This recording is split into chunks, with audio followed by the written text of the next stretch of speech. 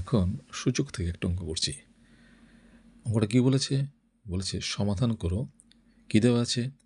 X to the power x root x equals to x root x whole to the power x.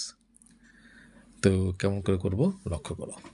আচ্ছা, এটাকে আমরা এইভাবে লিখতে পারি। এটা হচ্ছে কত? X to the power x root এক্সকে আমরা এইভাবে লিখতে পারি x to the power root x whole to the power x. এখন প্রশ্ন হলো কেমন করে লিখতে পারি? আমরা সূচকের নিয়মে জানি, এই সূত্র আমরা জানি, এ টু দি পাওয়ার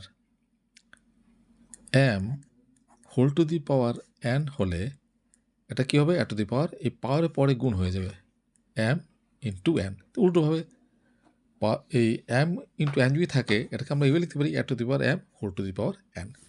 এটা তো সেম করলাম। এখানে আছে x to the power x root x, তো এটাকে কী লিখলাম? X to the power root x whole to the power x. তাহলে পাওয়ারের পরে গুণ করলে আবার একটা ফেরত পাই আমরা, কাজে এটাকে আমরা এইভাবে লিখতে পারি ইকুয়ালস টু, এটা যেমন আছে এমন থাক, x root x whole to the power x.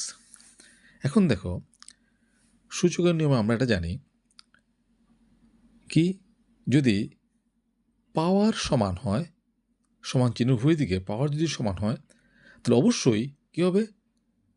বেসগুলি কী হবে? সমান হবে, হতেই হবে। শুধু আমরা লিখতে পারি এখান থেকে or x to the power root x equals to x root x. ঠিক আছে, তারপরে কাজ কী হবে? তারপরে কাজ হবে x to the power root x equals to x into root x লেখা যে কথা, x to the power half লেখা একই কথা, or x to the power root x equals to, এখানে এক্সের পাওয়ার কিছু নেই মানে ওয়ান, তাহলে বেস যদি সমান হয় গুণের বেলায় পাওয়ারগুলো কী হয়? যোগ হয়। তাহলে কী হবে? X to the power one plus one by two, or x to the power root x equals to x to the power, এটা হবে নিচে হবে টু, উপরে হবে থ্রি, অর্থাৎ x to the power three by two. এখন আবার দেখো সূচকের নিয়মে বেস যদি সমান হয় এবং মাঝখানে যদি সমান চিহ্ন থাকে তাহলে অবশ্যই পাওয়ার দুটো কী হবে? সমান হবে। তো এখান থেকে আমরা লিখতে পারি root x equals to three by two. আমরা তো এক্সের মান বের করতে হবে, তখন কী করবো? উভয় পক্ষে বর্গ করব।